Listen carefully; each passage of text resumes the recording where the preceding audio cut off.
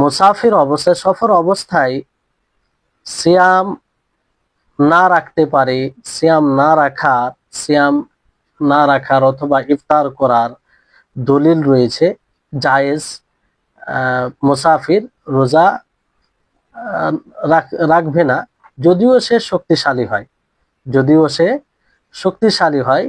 মুসাফির ভ্রমণ যদি করে, সফরের আওতায় পড়ে, যে সফরে আছে, ভ্রমণে আছে শরীয়তের মানদণ্ডে, তাহলে সে শক্তিশালী হলেও রোজা রাখবে না, তার জন্য এটা মুবাহ, জায়েজ।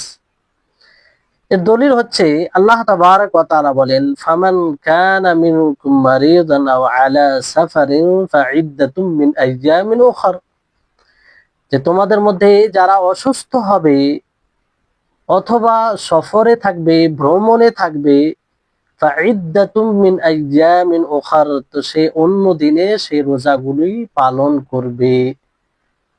তো অসুস্থ ব্যক্তির ব্যাপারে পরবর্তীতে আলোচনায় আসবে। তো এখানে আও আলা সাফারিন, সূরা বাকারার 184 নম্বর আয়াত, যে আও আলা সাফারিন ফাইদ্দাতুম মিন আইয়ামিন উখর, যে যদি সফরে থাকে তাহলে অন্য দিনে সেটা কাজা করবে। তো এখানে ইফতার করার ছাড় দেওয়া হয়েছে, যে একজন মুসাফির সে রোজা, তার জন্য রোজা না রাখা জায়েজ, কিন্তু বিষয়টি হচ্ছে সে যদি তারপরও রোজা রাখে, আল্লাহ তাআলা ছাড় দিয়েছেন। কেউ যদি চায় যে না আমি সফর অবস্থাতেও রোজা রাখবো, তাহলে তার রোজা যথেষ্ট হবে কি হবে না, সে দায়মুক্ত হবে কি হবে না, সে সব পাবে কি পাবে না, এটি বিষয় ইনশাআল্লাহ আমরা জানবো কিছুক্ষণের মধ্যে। জুমহুর ওলামায়ে কেরাম, অধিকাংশ ওলামায়ে কেরাম বলেন যে সফর অবস্থাতেও রোজা রাখা জায়েজ, আর এটা যথেষ্ট হবে। যদি রমজান মাসের সিয়াম হয়, তাহলে কেউ যদি সফর অবস্থাতে রোজা রাখে, সিয়াম সাধনা করে, তাহলে তার ফরজ আদায় হয়ে যাবে, এতে কোনো সমস্যা নেই, এতে কোনো সমস্যা নেই, জায়েজ। আর সফর অবস্থাতে রোজা রাখবে, এই কথাটি এই জন্য বলা হয়েছে যে অনেকের মতে সফরে রোজা রাখা যাবে না, কারণ তারা দলিল উপস্থাপন করছে, পরবর্তীতে আসবে আলোচনা, যে সফর অবস্থায় রোজা রাখা যাবে না। জুমহুর উলামায়ে কেরাম, অধিকাংশ উলামায়ে কেরামদের নিকটে যে সফর অবস্থাতে রোজা রাখা জায়েজ, বৈধ, রাখতে পারে, কোনো সমস্যা নাই, আর তার জন্য যথেষ্ট হবে। এর দলিল ছাড়া কথা বলেননি এনারা। এনাদের দলিল হলো আয়েশা রাদিয়াল্লাহু তাআলা আনহা থেকে বর্ণিত, হামজা বিন আমর আল আসলামি রাদিয়াল্লাহু আনহু, তিনি নবী সাল্লাল্লাহু আলাইহি সাল্লামকে বলেন, আসুমু ফিস সাফার, যে সফরে কি রোজা রাখবো, সিয়াম সাধনা করব?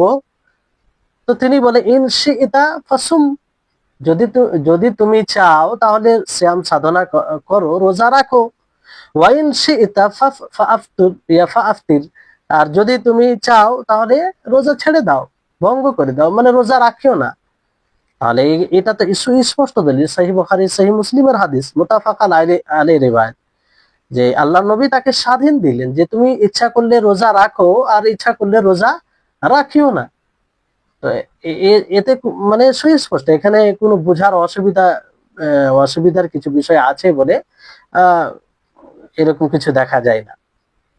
তারপরে দ্বিতীয় দলিল হচ্ছে আবু সাঈদ খুদরি রাদিয়াল্লাহু তাআলা আনহু থেকে বর্ণিত, এবং জাবির রাদিয়াল্লাহু তাআলা আনহু থেকে, উভয়ে বলেন, সাফারনা মা রাসূলিল্লাহি সাল্লাল্লাহু আলাইহি ওয়াসাল্লাম ফায়াসুমুস সাইম ওয়া ইফতিরুল মুফতির ওয়া লা ইয়াইবু বা'দুহুম আলা বা'দ ওয়া যে আবু সাঈদ জাবির বিন আব্দুল্লাহ রাদিয়াল্লাহু আনহুমা থেকে বর্ণিত, উভয়ে বলেন যে আমরা রাসূল সাল্লাল্লাহু আলাইহি সাল্লামের সাথে ভ্রমণ করেছি। তো আমাদের সাথে যারাই ভ্রমণ করেছে তাদের মধ্যে কেউ রোজা রেখেছে, আবার কেউ ইফতার করেছে, যাদের ইচ্ছা হয়েছে রোজা রেখেছে, যাদের ইচ্ছা হয়েছে ইফতার করেছে, রোজা রাখেনি। আর কেউ এক অপরকে দোষারোপ করেনি, ভর্ৎসনা করেনি, যে তুমি রোজা রাখোনি, কেন, রোজা রাখলে তো ভালো হতো। কিংবা যে রোজা রেখেছে তাকে বলেনি যে কেন তুমি রোজা রেখেছো, আল্লাহ তাআলা তো ছাড় দিয়েছেন, তো এরকম কোন বিষয় কেউ এক অপরকে বলেনি। তাহলে এখান থেকে একটা স্পষ্ট হচ্ছে যে রাসূল সাল্লাল্লাহু আলাইহি সাল্লাম সাথে আছেন, তো তিনি এটাকে কোনো অসুবিধা মনে করতেন না, জায়েজ মনে করতেন। জায়েজ ফলে আল্লাহ নবী কিছু বলেনি। যদি জায়েজ না হতো অবশ্যই আল্লাহ নবী বলতেন যে না, তোমরা কেন এই সফরে রোজা রাখলে, তোমাদের রোজা রাখা উচিত হয়নি। আর সাহাবায়ে কেরামও এটা বুঝতেন। যদি সাহাবায়ে কেরাম মনে করতেন যে না, সফরে রোজা রাখা যাবে না, তাহলে অবশ্যই এক অপরকে তারা বলতো যে সফর অবস্থায় রোজা রেখেছে, অথচ আল্লাহ তাআলা এই কথা বলেন। তো এই বিষয়টি বলতো। তো এই কারণে এখান থেকে এটা স্পষ্ট ভাবে বোঝা যায় যে সফর অবস্থায় রোজা রাখা যাবে, জায়েজ, যথেষ্ট হবে। এর বিপক্ষে এক দল বলেন যে না, জাহিরিয়া যেমন বলেন যে জাহিরিয়া ওই সব লোকদেরকে বলা হয় যাদের মানে যারা বাহ্যিক দলিলটা নেই, মানে দলিলের বাহ্যিক অর্থটা দ্বারাই তারা দলিল উপস্থাপন করে। তারা বলে যে না, ইফতার মানে রোজা রাখা যাবে না, একজন মুসাফিরের জন্য জায়েজই নয় যে সে রোজা রাখবে, আর তার জন্য যথেষ্ট হবে না রোজা রাখলে। তার জন্য রোজা রাখলে যথেষ্ট হবে না। কেন যথেষ্ট হবে না? আল্লাহ তাবারক ওয়া তাআলা সূরা বাকারার 184 নম্বর আয়াতে কি বলেন যে ফামান কানা মিনকুম মারিদান আও আলা সাফারিন ফাইদ্দাতুম মিন আইয়ামিন উখার। এখানে আল্লাহ তাআলা কি বলেন যে তোমাদের মধ্যে যে ব্যক্তি অসুস্থ হবে অথবা সফর অবস্থায় থাকবে, ভ্রমণে থাকবে, সে অন্য দিনে কাজা করবে। তো এখানে অন্য দিনে কাজা করবে, অন্য দিনে এটা করবে, এই খাতিরে তারা বলেন যে আল্লাহ তাআলা যদি এটা হতো তো স্পষ্ট করতেন। আল্লাহ তাআলা যে বলতেন যে না, আহ, তোমরা যদি পারো সফরে তাহলে রোজা রাখবে, এটা এরকম কথা হয়নি। কিন্তু বোঝা উচিত যে হাদিসের ব্যাখ্যা আল্লাহ নবী না, আয়াতের ব্যাখ্যা আল্লাহ নবী হাদিস দ্বারা করেছেন, আয়াতের ব্যাখ্যা আল্লাহ নবী হাদিস দ্বারা করেছেন। তো এইভাবে তিনারা দলিল দেন। আর তেনারা বলে যে অন্য দিনে তারা কাজা করবে কিন্তু সফর অবস্থায় রোজা রাখবে না। তারপরে তাদের আরেকটি দলিল যে হাদিসে আছে, নবী করিম মুহাম্মদ সাল্লাল্লাহু আলাইহি সাল্লাম বলেন লাইসা মিনাল বিররি আস-সিয়ামু ফিস সাফার, যে সফর অবস্থায় ভ্রমণে রোজা রাখা এটা নেকির কাজ নয়, পুণ্যের কাজ নয়। তো আল বীর মানে নেকি, পুণ্য, এর বিপরীত কি? গুনাহ। তো নেকির কাজ নয়, তার মানে গুনাহের কাজ। তিনারা এই দলিল থেকে বলেছেন যে না, সফর অবস্থায় রোজা রাখা যাবে না। আর তৃতীয় দলিল হচ্ছে ইনাদের যে কুল্লামা রাসূলুল্লাহ, আনাস রাদিয়াল্লাহু তাআলা যেটি হাদিস বললেন লাইসা মিনাল বিররি আস-সিয়ামু ফিস সাফার, এই হাদিসটি আপনার বুখারী মুসলিমের হাদিস, মুত্তাফাক আলাইহি। দেখেন মানুষ হাদিস দ্বারা কেমন ভাবে দলিল উপস্থাপন করে, এর প্রশস্ততা দেখুন, মানুষের বুঝ। এই জন্য আপনাদের সামনে ব্যক্ত করছি যে যেহেতু বিশেষভাবে ক্লাস করছেন, যাতে এর একটু প্রশস্ততা বুঝতে পারেন। অবশ্যই এর উত্তরগুলো আসছে, এর খণ্ডন আসছে। তো আনাস রাদিয়াল্লাহু তাআলা আনহু থেকে বর্ণনা, তিনি বলেন ওনাদের দলিল, যারা বলেন যে সফর অবস্থায় রোজা রাখা যাবে না, তাদের দলিলের মধ্যে এটি একটি দলিল। 3 নম্বর দলিল যে কুনা মা রাসূলুল্লাহ সাল্লাল্লাহু আলাইহি ওয়াসাল্লাম ফি সাফারিন আকসারুনা জিল্লান সাহিবুল কিসা ফামিন্না মান ইয়াকিশ শামসা বিয়াদিহি ফাসাকাতাস সাওয়াম ওয়া কামাল মুফতিরুন ফাদারাবুল আবনিয়া ওয়াসাকাউ আর-রিকাব ফাকালা রাসূলুল্লাহ সাল্লাল্লাহু আলাইহি ওয়াসাল্লাম যাহাবাল মুফতিরুন আল-ইয়াওম বিল আজর। আনাস রাদিয়াল্লাহু তাআলা আনহু থেকে বর্ণিত, তিনি বলেন যে আমরা রাসূল সাল্লাল্লাহু আলাইহি সাল্লামের সাথে সফর করছিলাম, ভ্রমণে ছিলাম, সফরে ছিলাম। তো আমাদের মধ্যে অধিকাংশ তারা ছায়ায় ছিল, অধিকাংশের নিকটে চাদর ছিল, সেই চাদর দ্বারা তারা ছায়া করছিল। আমাদের মধ্যে অনেকেই সূর্যের তাপ থেকে বাঁচানোর জন্য হাত দ্বারা সূর্য থেকে নিজেকে রক্ষা করছিল, মানে সূর্যের তাপ প্রখর ছিল। ফাসাকাতাস সাওয়াম, যারা রোজাদার ছিল, রোজা রেখেছিল, শ্যাম সাধনা করেছিল, তারা পড়ে গিয়েছিল। ওয়াকামাল মুফতিরুন, আর মুফতিন যারা ইফতার করেছিল, রোজা রাখেনি, তারা দাঁড় হয়ে তারা কি করলো, তাবু টাঙালো এবং সাওয়ারিদেরকে উট উট যার উপর আরোহণ করে এসেছিল তাদেরকে পানি পান করালো। তো রাসূল সাল্লাল্লাহু আলাইহি সাল্লাম বলেন, যাহাবাল মুফতিরুন আল ইয়াউম বিল আজর, যে যারা আজকে রোজা রাখেনি তারা আজকে নেকি নিয়ে চলে গেল, মানে তারা নেকি সঞ্চয় করলো। তো এখান থেকে তারা বলেন যে এরকম বিষয় যে রোজা রাখেনি অথচ এই কাজটি করে নেকি পেয়েছে, আর যারা রোজা রেখেছে তারা বঞ্চিত হলো। তার মানে কি, রোজা রাখতে হবে না, তাদের দলিল এটা। চতুর্থ দলিল হচ্ছে জাবির রাদিয়াল্লাহু তাআলা আনহু থেকে বর্ণিত, রাসূল সাল্লাল্লাহু আলাইহি সাল্লাম খারাজা আম আল ফাত ইলা মক্কা ফি রমাদান, যে রাসূল সাল্লাল্লাহু আলাইহি সাল্লাম বিজয়ের বছর, মক্কা বিজয়ের বছর তিনি রমজান মাসে মক্কার দিকে বের হন। ফাসামা, তো তিনি রোজা রাখেন। হাত্তা বালাগা কুরা আল গামিম, তো কুরা গামিম পৌঁছান তিনি। ফাসামান নাস, তো মানুষেরাও রোজা রাখে, শ্যাম সাধনা করে। সুম্মা দা বিকাদহি মাইন ফারাফাআহু হাত্তা নাযারান নাস ইলাইহি সুম্মা শারিবা, তারপর আল্লাহ নবী একটি পানির পাত্র নিয়ে ডাকলেন, সেটিকে উপরে উঠালেন যাতে মানুষের দৃষ্টি তাতে পড়ে। তারপর আল্লাহ নবী নিজে পান করলেন। ফাকিলা লাহু বাদা যালিকা, এরপরে বললেন ইন্না বাদান নাস ক্বাদ সামা, যে কিছু লোক সিয়াম সাধনা করেছিল, এরপরে কিছু লোক সিয়াম রত অবস্থায় ছিল। ফাকাল, তারপর আল্লাহ নবী বলেন উলাইকাল উসাত, যারা যারা সিয়াম পালন করেছে তারা মূলত নাফরমানি করেছে, তারা অবাধ্যকারী। তো এখান থেকে বলেছেন তারা, যে আল্লাহ নবী এই কথা বলা মানে কি তারা অবাধ্যকারী। তো অবাধ্যকারী কেন হবে? রোজা রেখে। ফলে সফর অবস্থায় ভ্রমণে থেকে রোজা সিয়াম সাধনা করা যাবে না। এনাদের দলিল। এতগুলো দলিল শুনলেন, বলার উদ্দেশ্য হচ্ছে যে মানুষ কিভাবে এক এক দলিল থেকে এক এক রকম বুঝে থাকে, কিন্তু সঠিক মত কি, এই উত্তরগুলোর দলিল কি, আর রাজে প্রাপ্ত মত কি? উত্তম প্রাপ্ত মত হচ্ছে এটাই, যে যেই কথা অধিকাংশ ওলামায়ে কেরাম বলেছেন, জুমহুর ওলামায়ে কেরাম বলেছেন, যে সফর অবস্থায় মুসাফির ভ্রমণকারী সে সিয়াম রাখতে পারে, জায়েজ, তার জন্য রাখা জায়েজ, আর যথেষ্ট হবে যদি সে রাখে। আর এর বিপক্ষে যারা দলিল দিয়েছেন যে রাখা যাবে না, তাদের একটি দলিল কি, ফাইদ্দাতুম মিন আইয়ামিন উখার, যে অন্য দিন আল্লাহ তাআলা কি বলেন, যে ব্যক্তি সফর অবস্থায় থাকবে সে অন্য দিনে কাজা করবে।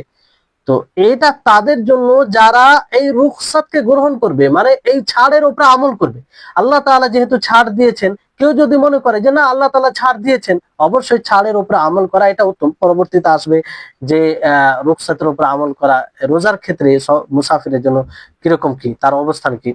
তো এটা যে ছাড়কে গ্রহণ করবে, আল্লাহ তাআলা যে রুখসাত, যে ছাড় দিয়েছেন সেটাকে যে গ্রহণ করবে, অর্থাৎ গ্রহণ বলতে এটার উপর আমল করবে, সে পরবর্তী অন্য দিনে কাজা করবে, তার জন্য অন্য দিনে কাজা করা জরুরি হবে। তো তার জন্য এই বানে, আর যে ব্যক্তি রোজা রেখে নিবে এই ছাড়কে বরং রেখে নিল, তো তার জন্য যথেষ্ট হবে।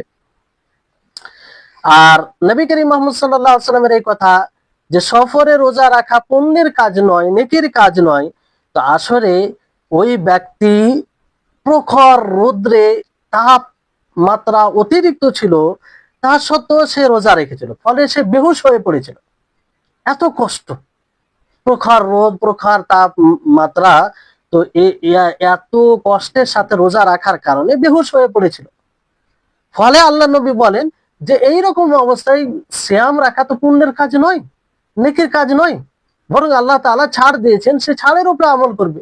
আল্লাহ তাআলা বলেন যে তোমাদের মধ্যে ফামান কানা মিনকুম মারিদান আও আলা সাফারিন ফাইদ্দাতুম মিন আইয়ামিন উখার, যে ব্যক্তি অসুস্থ হবে অথবা সফর অবস্থায় থাকবে, সে পরবর্তী অন্য সময় কাজা করবে পূরণ সেই রোজাগুলো। তো এত কষ্ট, আর আল্লাহ তাআলা ছাড় দিয়েছেন, তো ছাড়ের সাথে এত কষ্টের উপর আমল করা কি প্রয়োজন? তো এই অবস্থায় রোজা রাখা পুণ্যের কাজ নয়। বাকি যে রাখতে সক্ষম হবে, তার কোনো কষ্ট নেই, মুসাফির, তো ওই অবস্থায় সে রোজা রাখলে কোনো সমস্যা নেই।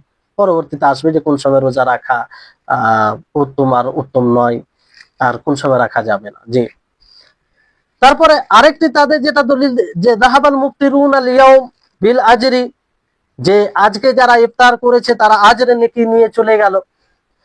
তো এখান থেকে তো এটা স্পষ্ট হয় না যে মুসাফির সিয়াম রাখতে পারবে না, এটা দলিল, এটা দ্বারা এটা প্রতীয়মান হয় না।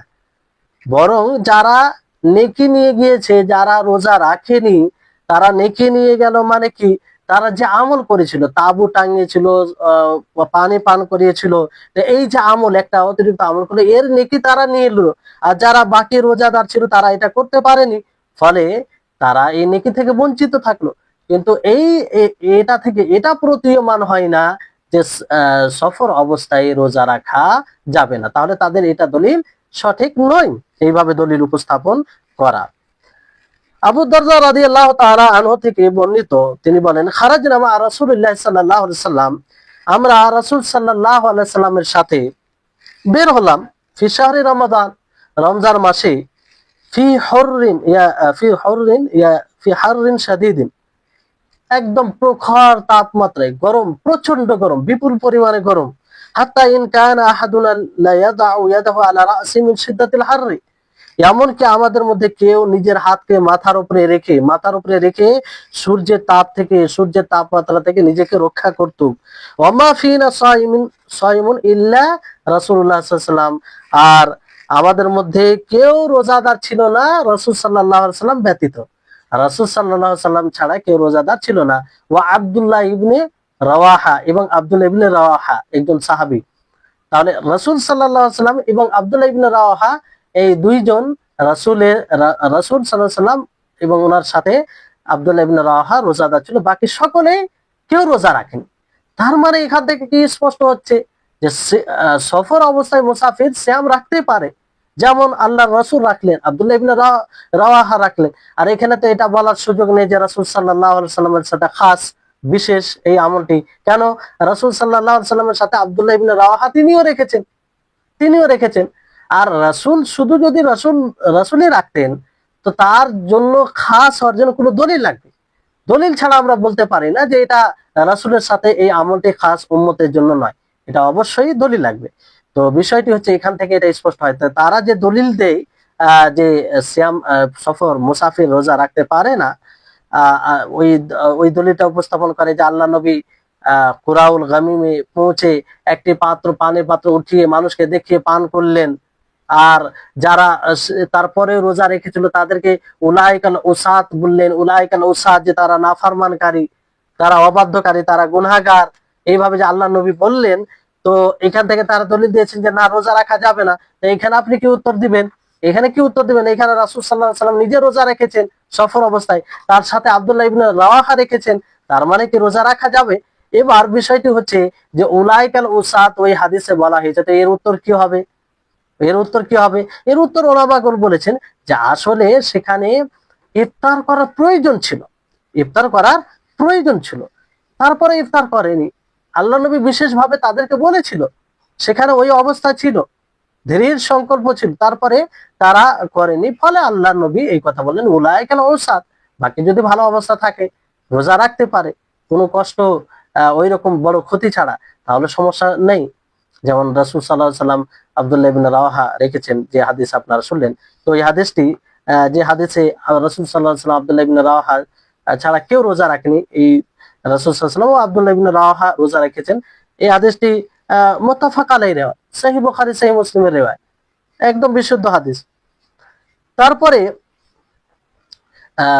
জানা উচিত সকলকে যে এটা প্রমাণিত, রাসূল সাল্লাল্লাহু আলাইহি ওয়াসাল্লাম সফরে, এরপরও সফরে রোজা রেখেছেন। যেমন আবু সাঈদ খুদরি রাদিয়াল্লাহু তাআলা আনহু থেকে বর্ণিত, তিনি বলেন যে সাফারনা মা রাসূলিল্লাহ সাল্লাল্লাহু আলাইহি ওয়াসাল্লাম ইলা মক্কা ওয়া নাহনু সিয়াম, আমরা রাসূল সাল্লাল্লাহু আলাইহি ওয়াসাল্লামের সাথে সফর করেছি মক্কার দিকে, ওয়া নাহনু সিয়াম, আর আমরা সিয়ামরত অবস্থায় ছিলাম।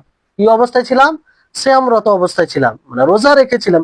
ফানাজালনা মানজিলান, এক জায়গায় আমরা অবতরণ করলাম।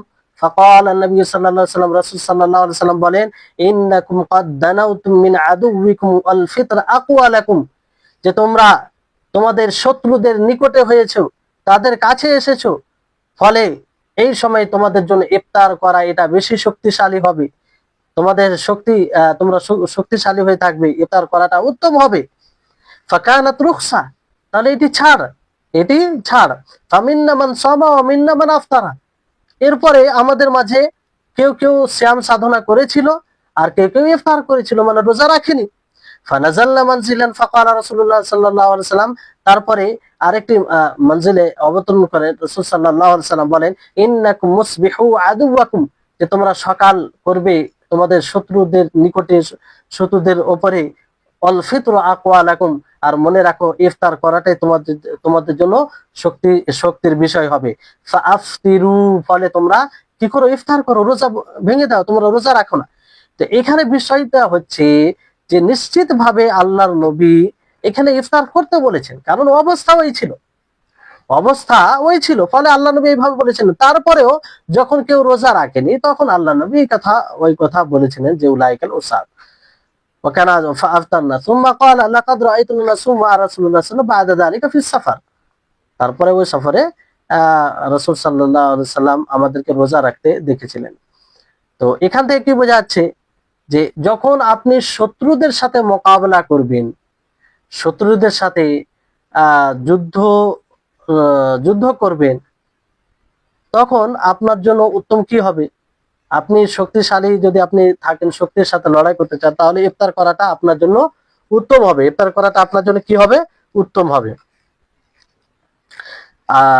কারণ নবী সাল্লাল্লাহু আলাইহি সাল্লাম এইভাবে নিশ্চিতভাবে সেখানে বলেছিলেন, দৃঢ় সংকল্প করেছিলেন। আর শুধু সফর করলে যে রোজা রাখা যাবে না এরকম বিষয় নয়, তবে ছাড় আছে, আল্লাহর পক্ষ থেকে রুখসা আছে। এই রুখসাকে যদি গ্রহণ করেন তো এটা আপনি রাখবেন না, আর যদি না মানে আপনি যদি রাখতে চান তো রাখলে কোনো অসুবিধা নেই, তবে সব সময় নয়, কোনো সময় রোজা ছাড়াটাই আপনার জন্য উত্তম হয়। জি, এবার আসুন তাহলে বিষয়টি আপনাদের নিকটে আশা করি ক্লিয়ার, একদম সুস্পষ্ট যে সফর অবস্থায় আপনি রোজা রাখতে পারেন। আর যারা বলে রোজা রাখতে পারে না তাদের যথাযথ তাদের দলিল বলা হলে এবং তার খণ্ডন করা হয়েছে। দ্বিতীয় বিষয় যে মুসাফির রোজা রাখতে পারে এটা স্পষ্ট। তো মুসাফির রোজা রাখাটা তার জন্য উত্তম হবে না ইফতার করাটা উত্তম হবে? রোজা রাখাটা তার জন্য উত্তম হবে না ইফতার করাটা উত্তম হবে? এই বিষয়ে প্রাধান্য প্রাপ্ত মত কি, যে জুমহুর ওলামায়ে কেরাম, অধিকাংশ ওলামায়ে কেরাম বলেছেন যে একজন মুসাফির সে ইফতার মানে রোজা ছাড়তে পারে, কিন্তু তার রোজা ছাড়াটা উত্তম হবে না রোজা রাখাটা উত্তম হবে? এই ক্ষেত্রে ওলামাগণ তিনটি অবস্থা বর্ণনা করেছেন। কয়টি অবস্থা বর্ণনা করেছেন? তিনটি অবস্থা বর্ণনা করেছেন। সেই তিনটি অবস্থা অনুযায়ী তার উপরে হুকুম হবে, অবস্থা অনুযায়ী হুকুম হবে। একটি অবস্থা হচ্ছে যে মুসাফিরের জন্য সিয়াম পালন কষ্টসাধ্য হওয়া অথবা ভালো কাজ করতে সিয়াম প্রতিবন্ধক হওয়া। মানে মুসাফির যখন সিয়াম রাখতে যাবে তার কষ্ট হবে, কি হবে, কষ্ট হবে, অথবা ভালো কাজ করতে সে সক্ষম হবে না সিয়াম রাখার কারণে, রোজা রাখার কারণে, সফর মুসাফির আছে। তো এই অবস্থায় সিয়াম পালন করা থেকে বিরত থাকাটাই উত্তম হবে, বিরত থাকাটাই উত্তম হবে, বিরত থাকাটাই উত্তম হবে। কারণ ছাড় আছে, তো যেহেতু কষ্ট, তো কষ্টের সম্মুখীন পড়ার কি প্রয়োজন রয়েছে? আল্লাহ তাবারক ওয়া তাআলা ছাড় দিয়েছেন, এই বিষয়ে ছাড়ের উপর আমল করতে হবে। এই অবস্থায় যেহেতু সিয়াম রাখতে গিয়ে ভালো কাজ করতে পারছে না, সেটা বাধা হচ্ছে কিংবা তার জন্য প্রচুর কষ্টকর হচ্ছে, ফলে সে সময় রোজা থেকে বিরত থাকা উত্তম হবে। কারণ রাসূল সাল্লাল্লাহু আলাইহি ওয়াসাল্লাম এক হাদিসে কি বলেন, ওই ব্যক্তির জন্য যে ব্যক্তি রোজা রাখতে গিয়ে বেহুশ হয়ে পড়েছিল তার জন্য কি বলে, লাইসা মিনাল বিররি আস-সাওম ফিস সাফার, যে সফরে রোজা রাখাটা পুণ্যের কাজ নয়। মানে ওই রকম কষ্টের সময় রোজা নয়। তবে কেউ রোজা রেখে নিলে কি হবে, হয়ে যাবে, মাকরুহ হবে, কি হবে, মাকরুহ হবে। তারপরে দ্বিতীয় অবস্থা হচ্ছে যে সিয়াম পালন কষ্ট সাধ্য না হওয়া এবং অন্য কোনো ভালো কাজে প্রতিবন্ধকতা না হওয়া। যে আপনি সফর অবস্থায় আছেন, কোনো কষ্ট হবে না, কোনো প্রকারের কি হবে না, কষ্ট হবে না, আর কোনো কাজে বাধাও হবে না। আপনারা এই সিয়াম রাখা বাধা প্রাচীর হয়ে দাঁড়াবে না। আপনি স্বাভাবিক সবগুলো কাজ যেমন বাড়িতে থেকে রোজা করতে পারেন, কিংবা সামান্য হালকা কষ্ট হবে। তো এই অবস্থায় আপনার রোজা রাখাটা উত্তম হবে। এই অবস্থায় কি হবে? রোজা রাখাটা উত্তম হবে। কারণ আল্লাহ তাবারক ওয়া তাআলা কি বলেন, ওয়া আনতা সুমু খায়রুল লাকুম, যে রোজা রাখলে তোমাদের জন্য উত্তম। আর সাধারণ বাণী আল্লাহ তাআলা, যে সিয়াম পালন করাটাই তোমাদের জন্য উত্তম হবে, তোমাদের জন্য উত্তম হবে। যেমন সফরে হাদিসে আপনারা পড়লেন যে আমরা সফরে নবী সাল্লাল্লাহু আলাইহি সাল্লামের সাথে ছিলাম, প্রখর রোদ তাপমাত্রা ছিল। তো কোনো ব্যক্তি নিজের হাত দ্বারা মাথাকে সূর্যের তাপ থেকে রক্ষা করছিল। তো আমাদের মধ্যে অনেকে রোজা ছিল, মানে আমাদের মধ্যে নবী সাল্লাল্লাহু আলাইহি সাল্লাম ও আব্দুল্লাহ ইবনে রাহা রোজা ছিলেন, বাকি কেউ রোজাদার ছিল না। তো এখান থেকে বোঝা যায় যে রোজা রাখা যাবে, তো কোনো কষ্ট যদি না হয় তো রোজা রাখাটা উত্তম। এই দিক দিয়ে হবে যে আপনি পরবর্তীতে কখন আপনি সিয়াম সাধনা করবেন, আবার ফের কোনো সমস্যা হয়ে যাবে। আর ওই যে হাদিসটা আপনাদেরকে বলা হলো যে হামজা বিন আমর আল আসলামি, তিনি জিজ্ঞাসা করেন যে আমি সফর অবস্থায় কি রোজা রাখবো? তা আল্লাহ নবী বললেন যে ইচ্ছা হয় তো রাখো, আর ইচ্ছা হয় রাখিও না, তোমার ইচ্ছার উপরে এটা নির্ভর করে। তো যদি কোনো কষ্ট না হয়, কোনো কাজে প্রতিবন্ধকও না হয়, তো ওই সময় রোজা রাখাটা উত্তম হবে, উত্তম হবে। আর উত্তম হবে এই কারণে যে আপনি তাড়াতাড়ি মুক্ত হয়ে যাবেন, দায় মুক্ত হয়ে যাবেন। যেমন রোজা রেখে নিলেন, কোনো কষ্ট নেই, সফর অবস্থায় রোজা রেখে দায় মুক্ত হয়ে গেলেন, আর পরবর্তীতে করতে হবে এরকম বিষয় নেই। আর যদি আপনি না করেন, তাহলে পরবর্তীতে আপনি যতক্ষণ না আদায় সেটা না রাখবেন, আপনি দায়মুক্ত হবেন না। আপনি যদি তারপরে অলসতার কারণে ছেড়ে দেন, তা আপনি জবাবদিহি হবেন, তার আপনি জিজ্ঞাসিত হবেন সে সম্পর্কে। এই জন্য উত্তম। তৃতীয় অবস্থা হচ্ছে যে সিয়াম পালন অসহনীয় হয়, কষ্টদায়ক, একদম প্রচুর কষ্টদায়ক, অসহনীয়, অসহ্য, মৃত্যুর আশঙ্কা হতে পারে, মৃত্যুর আশঙ্কা হতে পারে। মুসাফির সফর অবস্থায় আছেন, এমন অবস্থা আপনার যা অসহ্য, সহ্য হয় না, কিংবা মৃত্যুর আশঙ্কা রয়েছে। তো ওই অবস্থায় আপনাকে রোজা না, আপনার জন্য জরুরি হবে যে আপনি রোজা রাখবেন না, আপনি রোজা ছেড়ে দিবেন। রোজা যদি রাখে থাকেন তাও ছেড়ে দিবেন, আর যদি রোজা না রাখেন, এরকম দিন এরকম অবস্থায় আছেন, তো আপনি রোজা ধরবেন না, উত্তম এই সময়। কারণ এত কষ্টের সাথে রোজা রাখার প্রয়োজন নেই, আল্লাহ তাআলা ছাড় দিয়েছেন। এমনকি এটা তো আপনি বাড়িতে থাকলেও তো এরকম অবস্থায় রোজা ছাড়া আপনার জন্য উত্তম হবে। কোনো বিষয় ঘটেছে আপনার সাথে, আপনার জানছেন যে রোজা রাখতে গিয়ে আমার মৃত্যু ঘটতে পারে, কিংবা অসহ্য কোনো বিষয় থাকে, তাহলে তো মুকিম থাকা অবস্থা তো আপনি রোজা ছাড়তে পারেন। তো এটা তো সফর, সফরে তো আল্লাহ নবী মোহাম্মদ আল্লাহ তাবারক ওয়া তাআলা বিশেষভাবে ছাড় দিয়েছেন। এটা হাদিয়া আল্লাহ তাআলার পক্ষ থেকে, এটাকে গ্রহণ করতে হবে। তো এই সময় রোজা মানে ছাড়াটাই উত্তম হবে। যেমন আল্লাহ নবী সেই সব ব্যক্তিদের, যে আল্লাহ নবী তাদেরকে দেখে পানি পান করলেন, তারপরে তারা যখন রোজা রেখেছেন, তো তাদের ব্যাপারে কি বলে, উলাইকাল উসাত, উলাইকাল উসাত, যে তারা না ফারমানি, তারা অবাধ্য করেছে।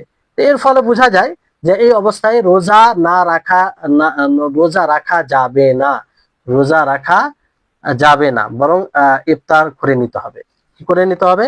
ইফতার করে নিতে হবে। তো এইভাবেই অনেকেই বলেছেন।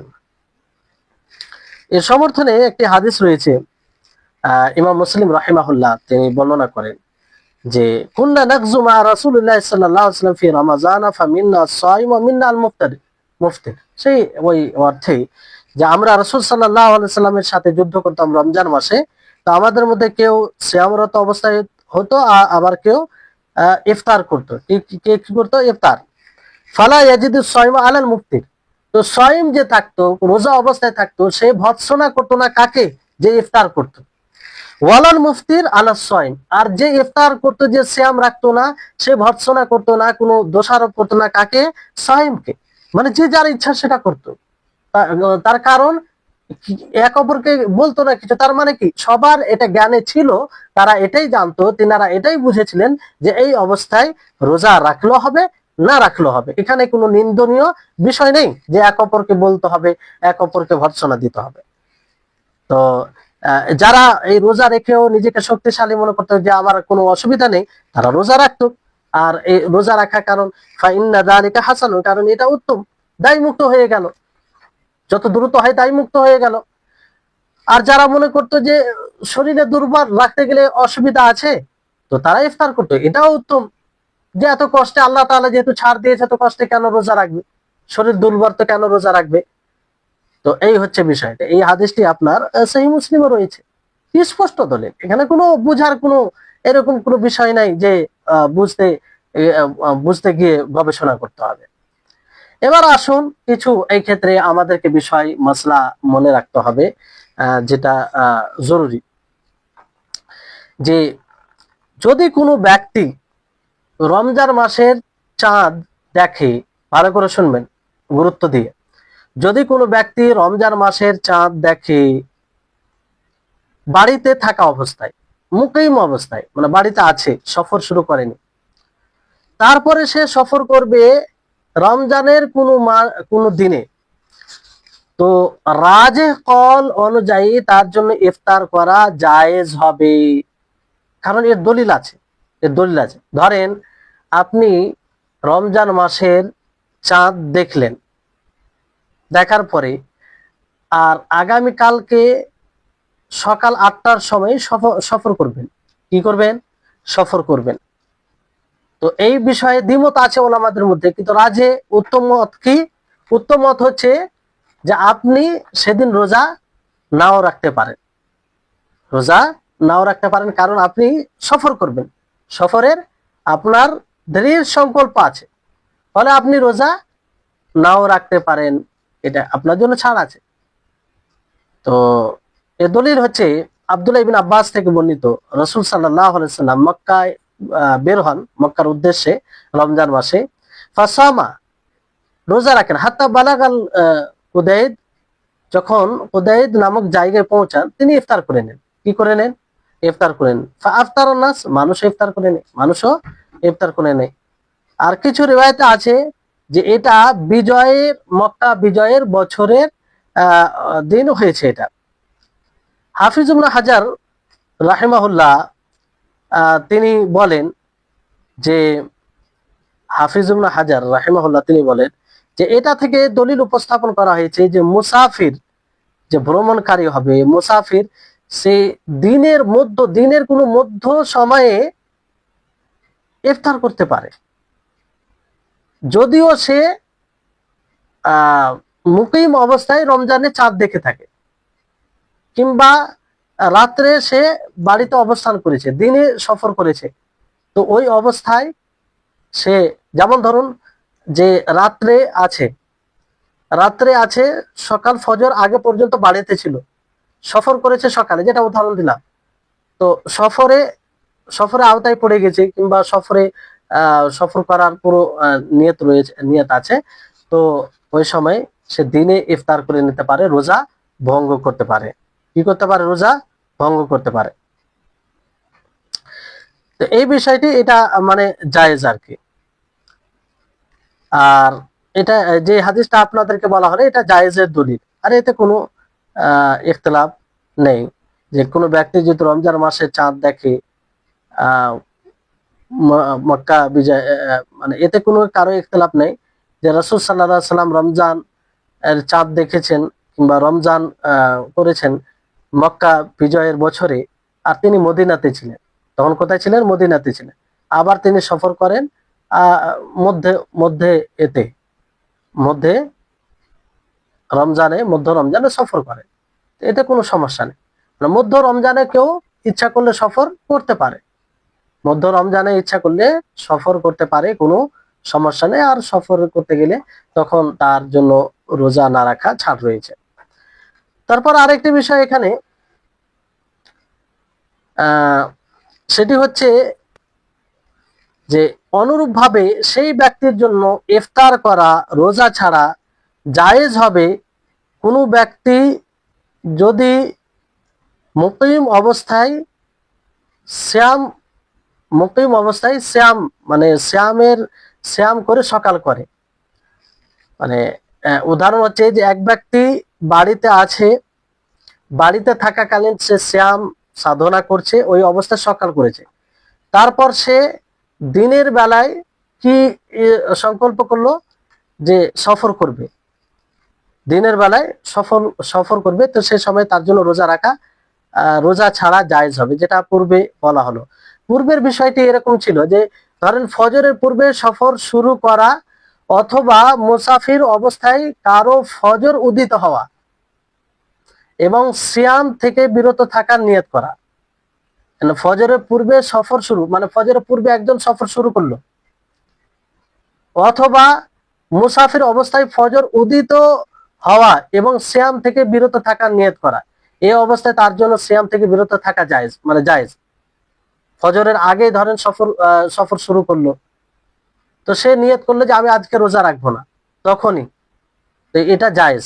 আর এখানে কি বলা হলো যে রোজা রেখেছে, রোজা অবস্থায় সকাল করলো, তারপরে দিনে সে চাইছে যে আমি সফর করব কিংবা সফরে বের হবে, তো ওই অবস্থাতেও তার জন্য রোজা ছাড়া জায়েজ, সে ইফতার রোজা ভঙ্গ করতে পারে। কারণ এই ব্যাপারে হাদিস রয়েছে, মুহাম্মদ ইবনে কাব থেকে বর্ণিত, তিনি বলেন আতাইতু ফি রমাজানা আনাস ইবনে মালিক ওয়া হুয়া ইউরিদু সাফারান, যে আমি রমজান মাসে এলাম, আনাস বিন মালিক তিনি সফর করতে চাইছিলেন। রমজান মাসে এলাম আর আনাস বিন মালিক তিনি সফর করতে চাইছিলেন, তার জন্য আমি সাওয়ারি তৈরি করলাম, আর তিনি সফরে কাপড় পরিধান করেন। ফাদা বিতামিন, তিনি খাবার নিয়ে ডাকলেন। ফাআকালা, তিনি খেলেন। ফাকুলতু লাহু সুন্নাহ, আমি বললাম যে এটি কি সুন্নাত, এটি কি নবীর পদ্ধতি? তো তিনি বলেন সুন্নাহ, এটি হচ্ছে নবীর পদ্ধতি। সুম্মা রাকিবা, তারপরে তিনি সাওয়ার হলেন। তাহলে এখান থেকে কি বোঝা যায়? এখান থেকে এটা স্পষ্ট যে এরকম অবস্থায় আপনি ইফতার করতে পারেন, ইফতার করতে পারেন। জি। 3 নম্বর অবস্থা হচ্ছে যে আপনি মুসাফির, সে ইচ্ছা করছে যে সে ছাড়ের উপর আমল করবে, যে ছাড় আল্লাহ তাবারক ওয়া তাআলা দিয়েছেন, যে ছাড় আল্লাহ তাআলা দিয়েছেন, তো এই উদ্দেশ্যে সে ইফতার করবে, মানে বাড়ি থেকে বের হওয়ার পূর্বে, বাড়ি থেকে বের হওয়ার পূর্বে, তো এটা তার জন্য জায়েজ হবে। যেহেতু সেটা পূর্বের হাদিস, যে হাদিসটা বললাম সেটাই দলিল। কারণ ওখানে কি বললো যে আনাস বিন মালিক তিনি ইচ্ছা করলেন, সফরের ইচ্ছা পোষণ করলেন, ফলে তিনি খাবার নিয়ে ডাকলেন, খাবার খেলেন, তারপর তিনি সফর বের হলেন। তাহলে আপনি সফর করার নিয়ত করছেন, বের হবেন, তো সেখানে আপনি আগেই ইফতার রোজা ছেড়ে দিতে পারেন, অসুবিধা নেই। আর এইভাবে প্রমাণিত আছে উবাইদ বিন জাবর থেকে, বুখারী রাহিমাহুল্লাহ তিনি বলেন যে ওয়াল হাদিসান ইয়াদুল্লান আলা আন্না লিল মুসাফির আন ইফতিরা ক্বাবলা খুরুজিহি, এই দুটি হাদিস এই কথার উপরে প্রতীয়মান যে মুসাফির বের হওয়ার পূর্বে সে ইফতার করতে পারে, রোজা ভঙ্গ করতে পারে। যে জায়গা থেকে বের হবেন, সফর করার ইচ্ছা করবেন, যেমন ধরুন আপনি কোন জায়গায় আছেন, অবস্থান করেছেন, সেখানে থাকেন, তো ওই জায়গা থেকে আপনি কোথাও বের হওয়ার ইচ্ছা পোষণ করছেন কিংবা বের হবেন, দৃঢ় সংকল্প করছেন, আর সেটা সফর হিসাবে গণ্য হবে, সফরে সেটা পড়বে, তাহলে আপনি বের হওয়ার সময় রোজা ভঙ্গ করতে পারেন, রোজা ভঙ্গ করতে পারেন। আর তার দলিল যেটা পূর্বে দেওয়া হলো, আর আপনার উবাইদ বিন জাবর ওনার দলিল রয়েছে। জি, মানে ওনার হাদিসে, যেটা দ্বিতীয় হাদিসে কি রয়েছে, মানে তিনি বলে যে আমি আবু বসরা আল গেফারি সাথে ফুস্তাদ এর ইয়েতে নৌকায় আরোহণ করলাম, চললাম রমজান মাসে, তো ওনাকে উনি ওনার নিকটে মানে খাবার দেওয়া হলো, তিনি নিকটে করলেন খাবার, এক কথায় খাবার খেলেন। তো উনি জিজ্ঞাসা করলেন যে আপনি কি রাসূল সাল্লাল্লাহু আলাইহি সাল্লামের সুন্নাতকে উপেক্ষা করছেন, রাসূল সাল্লাল্লাহু আলাইহি সাল্লামের সুন্নাতকে উপেক্ষা করছেন? তো তিনি বললেন যে না, মানে এখান থেকে এটা স্পষ্ট হয় যে ইফতার করা যাবে, এতে কোনো অসুবিধা নেই, এতে কোনো অসুবিধা নেই। এই হাদিসটা এইভাবে আছে, দেখেন যে কুনতু মা আবি বাসরাত আল গিফারি সাহিবিন নবী সাল্লাল্লাহু আলাইহি ওয়াসাল্লাম ফি সাফিনাতিন মিনাল ফুস্তাতি ফি রমাদান ফারুফিআ সুম্মা কুররিবা গাদাহু সুম্মা কুররিবা গাদাহু قال جعفر في حديثه فلم يجاوز البيوت حتى دعا بالسفرة قال اقترب قلت ألست ترى البيوت قال أبو بصرى أترغب عن سنة رسول الله صلى الله عليه وسلم। অর্থাৎ আমি রমজান মাসে ফুস্তাত এলাকা থেকে আবু বসরা গেফারির সাথে নৌকায় আরোহণ করলাম। তিনি খাবার আনতে বললেন। কি আনতে বললেন? খাবার। তার সামনে খাবার পেশ করা হলো। এরপর তিনি বললেন, কাছে আসো, খাও। আমি বললাম, এখনো নিজের এখনো আমি এখনো নিজের বাড়িতে নই, আমি এখনো নিজের বাড়িতে নই। উনি বলছেন, ফালাম ইউজাবিজুল বুয়ুত হাত্তা দাআ বিসুফা। আবু বসরা বললেন, তুমি রাসূল সাল্লাল্লাহু আলাইহি ওয়াসাল্লামের সুন্নাহ থেকে বিমুখ হচ্ছ। আলাস্তা তারাল বুয়ুত, মানে বলতে চাইছেন যে আপনি তো বাড়ি ঘর দেখছেন। তো তারপর আবু বসরা কি বললেন, যে তুমি রাসূলের সুন্নাহ থেকে বিমুখ হচ্ছ। তার মানে কি, এই অবস্থায় খাওয়া যাবে, রোজা ভঙ্গ করা যাবে। এইখান থেকে এটা স্পষ্ট হচ্ছে। তবে এখানে একটা বিষয় সতর্ক বার্তা হিসেবে রয়েছে, যে উপরে দুটি হাদিস থেকে বোঝা যায় মুসাফির যে স্থান থেকে সফরে ইচ্ছা করেছেন সেই স্থান ত্যাগ করার পূর্বে সিয়াম থেকে বিরত থাকতে বা খাদ্য গ্রহণ করতে পারবে। ইবনুল আরাবী বলেছেন, আনাসের হাদিসটি বিশুদ্ধ, সুতরাং সফরের প্রস্তুতি নিলে সিয়াম থেকে বিরত থাকা বা খাদ্য গ্রহণ বৈধ এবং এটাই সঠিক পন্থা। এক কথায় আপনি সফরের প্রস্তুতি নিচ্ছেন, ওই জায়গা থেকে বের হবেন, তো আপনি রোজা ছাড়তে পারেন, আপনি রোজা ছাড়তে পারেন, এতে কোনো সমস্যা নেই। এরপর আসুন যে আরেকটি অবস্থা, যে কোনো মানুষের জন্য জায়েজ হবে না রোজা না রাখার জন্য সফর করা, হেলা বানানো, তার জন্য কোনো প্রয়োজন নেই যে সে রোজা ছাড়বে না, মানে সফর করবে। তারপরও সে এই জন্য সফর করে যাতে তাকে রোজা না রাখতে হয়। তো এটা জায়েজ নয়, এটা জায়েজ নয়। কোনো ওয়াজিব থেকে, কোনো আবশ্যিক বিধান থেকে বাঁচার জন্য কোনো হিলা অবলম্বন করা অথচ সেটার প্রয়োজন নাই, এটা জায়েজ নয়। কেউ মনে করে, এই জন্য অনেকেই দেখবেন যে সফরে বের হয়ে যায় রমজান মাসে, দরকার থাকলে কোনো সমস্যা নেই, সফর করা যাবে, বাধা নেই, কিন্তু কোনো দরকার নেই, শুধু হিলা, এটাকে যে রমজান মাসের আমি সিয়াম রাখবো না, এই কারণে সফরে বের হয়ে গেল, তো এটা জায়েজ নয়। তারপরে কিছু কিছু মানুষ আছে যে সবসময় সফরেই থাকে, তারা সবসময় সফরেই থাকে, মানে দ্রুত গাড়ি চালায়। যেমন কিছু ড্রাইভার রয়েছে, ট্রেন বলেন কিংবা প্লেন বলেন, এগুলো যারা মানে পাইলট যারা এই কাজে নিয়োজিত থাকে, তারা কি করে, সবসময় সফরে থাকে। তো কি করবে, তারা এই রুখসাতের উপর আমল করতে পারে, কারণ আল্লাহ তাবারক ওয়া তাআলা আম ভাবে বলেছেন যে যারা সফরে থাকবে তারা তারা অন্য সময় সেটাকে রাখবে, কিন্তু অসুবিধা না হলে, রাখতে যদি সক্ষম হয় তাহলে রাখাটা উত্তম হবে, যেটা পূর্বে আলোচনা হয়েছে। তারপরে যদি কোনো মুসাফির হয়, যদি এমনও সফর যদি হয় যে সফর একদম আরাম, কোনো প্রকারের কষ্ট নেই, কোনো প্রকারের কষ্ট নেই। এখন যেমন সফর, কিছু কিছু সফর আছে কোনো প্রকারের কষ্ট নেই, এই চললো 3 ঘন্টায়, কিংবা প্লেনে যাচ্ছে, এসি, কোনো খাবার, এটা সেটা কোনো কিছু মানে অসুবিধা নেই। তারপরেও যদি মনে করে কেউ যে আমি এই আল্লাহ তাআলার ছাড়ের উপরে আমল করব, যে ছাড় দিয়েছেন, তো কোনো সমস্যা নেই, সে ছাড়ের উপরে আমল করতে পারে, কারণ কষ্ট হবে এটা শর্ত লাগায়নি আল্লাহ তাআলা। আল্লাহ তাআলা বলেছেন কেউ যদি সফর অবস্থায় থাকে তাহলে সে অন্য দিনে কাজা করবে, তার জন্য তখন রোজা না রাখা ছাড় আছে। তারপরে যদি কোনো ব্যক্তি মুসাফির রমজান মাসের দিনে কোনো সময়, রমজান মাসের দিনে কোনো সময় বাড়িতে আসে, আর সে ইফতার অবস্থায় আছে, মানে ইফতার অবস্থায় আছে, তো সে কি করবে, বাকি সময় কি খাবার ও পানাহার থেকে বিরত থাকবে?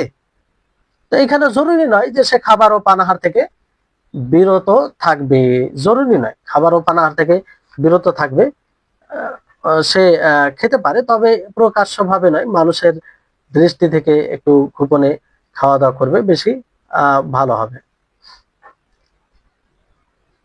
জি, তবে এখানে কারণ হাদিস আছে, যেমন আকালা আউয়ালান নাহারি ফালিয়াকুল আখিরাও, যে ব্যক্তি দিনের প্রথম অংশে খেয়েছে সে দিনের শেষ অংশ খেতে পারে, দিনের শেষ অংশে খেতে পারে। এখানে একটি বিশেষ কথা, যে ধরেন কোনো মুসাফির এলো বাড়ি থেকে, না বাইরে থেকে বাড়িতে এলো, আর ওই সময় যদি সে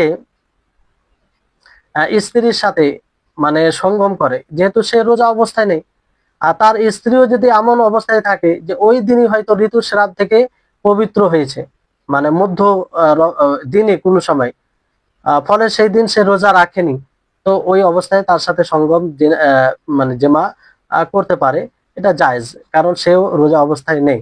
আর যদি রোজা অবস্থায় থাকে তাহলে তো এটা স্বামীকে বিরত থাকতে হবে, স্বামীকে বিরত থাকতে হবে। জি, তো এই হচ্ছে আজকের ক্লাস। ইনশাআল্লাহ পরবর্তী সময়ে অসুস্থ ব্যক্তির রোজার বিধান এবং যে আহ, গর্ভবতী মহিলা এবং দুধ পানকারী মহিলার রোজার বিধান এ সম্পর্কে পরবর্তী ক্লাসে আলোচনা হবে। আশা করি আপনারা বিষয়গুলো বুঝতে পেরেছেন। আল্লাহ তাআলা যেন আমাদের সকলকে সঠিকভাবে এই সব বিষয়গুলো বোঝার তৌফিক দান করেন, আর আল্লাহ তাআলা আমাদের সকলের ইলমে যেন বারাকা দান করেন। ওয়া আখির দাওয়ানা আলহামদুলিল্লাহি রাব্বিল আলামিন। আসসালামু আলাইকুম ওয়া রাহমাতুল্লাহি ওয়া বারাকাতুহু।